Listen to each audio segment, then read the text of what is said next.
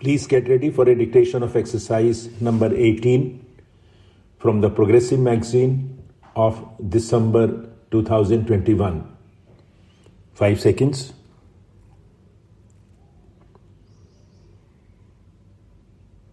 Start.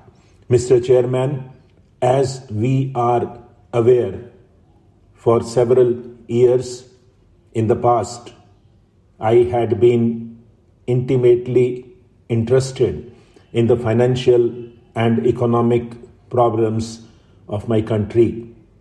I am glad that this conference has been devoting a great deal of attention to the problems of inflation and recession in which the world has been so intensely and seriously involved during the last few years.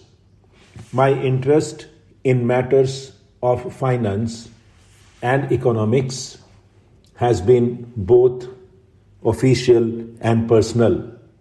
In the international sphere, I have followed the apprehension and concern the devastating effect of inflation combined with a persistent recession which caused a steep fall in the prices of commodities and created continued monetary instability.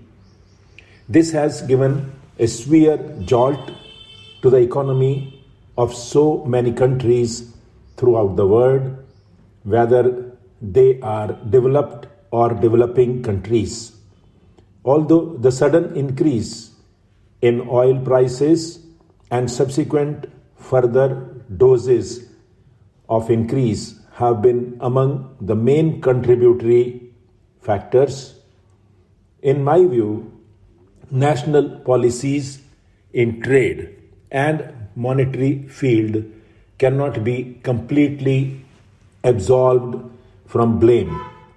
We are therefore today face to face with a problem which, though a legacy of the recent past, is demanding urgent attention. The problems are with us and will continue to plague us in future. Prudence dictates that the process of recovery has to be brought about on a wider front. Even though it has begun in developed countries, it is still weak and faltering in many of those economies. So far as developing countries are concerned, it is not only a question of recovery, it is a question of survival. The developing countries themselves do not present a uniform picture. The poorer among those which are commonly described as a non-oil developing countries have been very seriously affected, and as time passes, their plight is going to worsen and not improve unless collective and cooperative action is expeditiously taken to pull them out of a grave and persistent situation.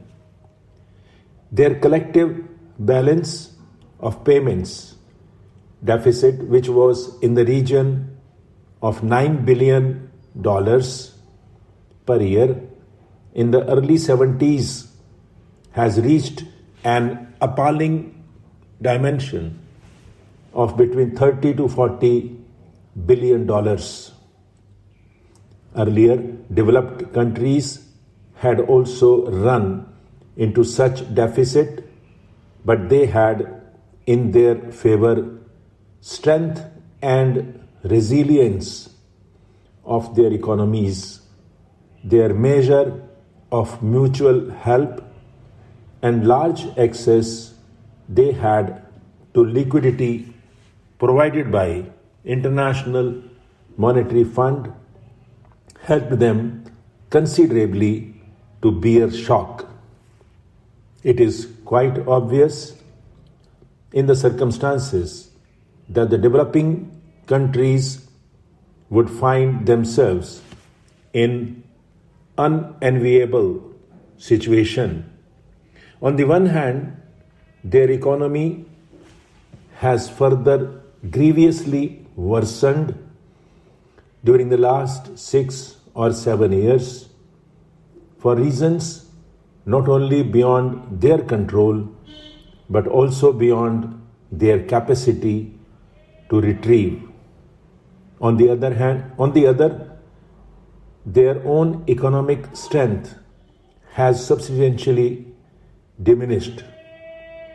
My submission, Mr. Chairman, is that it is not out of charity that OPEC and developed countries have to pull them out of despair and despondency, but that call of humanity and demand of brotherhood, both of which must appeal to a commonwealth gathering like ours, require that their problems revive sympathetic consideration and are meaningfully solved with little delay as possible.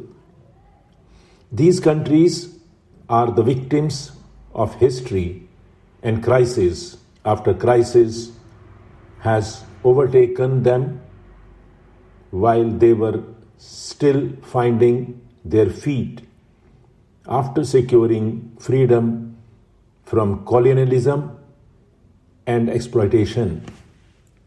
Political issues, however important, pale into significance when measured against global challenges as well as opportunities in the economy of the next 2 decades.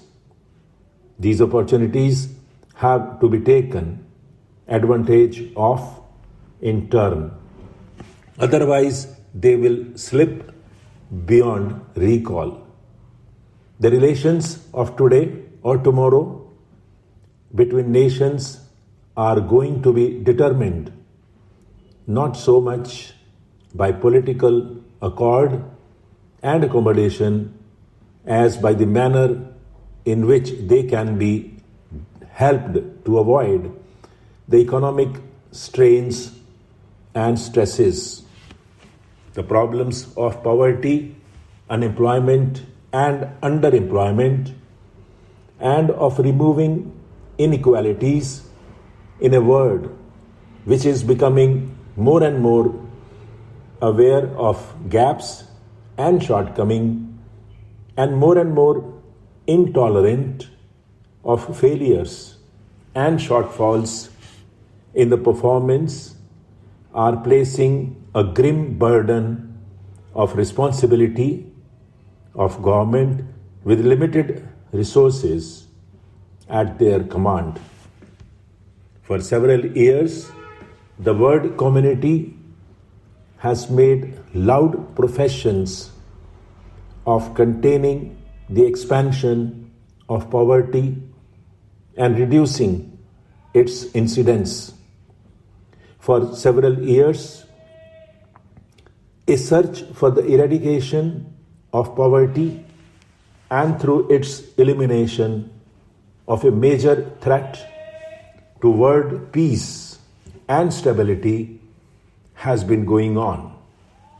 May I remind this gathering that empty stomachs are no respecter of persons or institutions.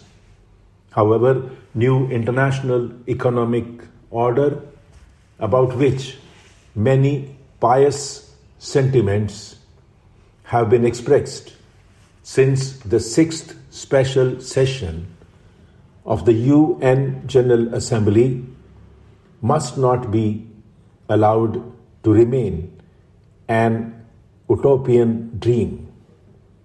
For the time being, it is the only answer to the problems that we have been discussing. It is a realistic and indeed a necessary goal if we are to survive the elemental problems which threaten us and thus reach the goal of an international society based on the concepts of equity, sovereign equality, interdependence, and justice for the welfare of the people of this country. Stop.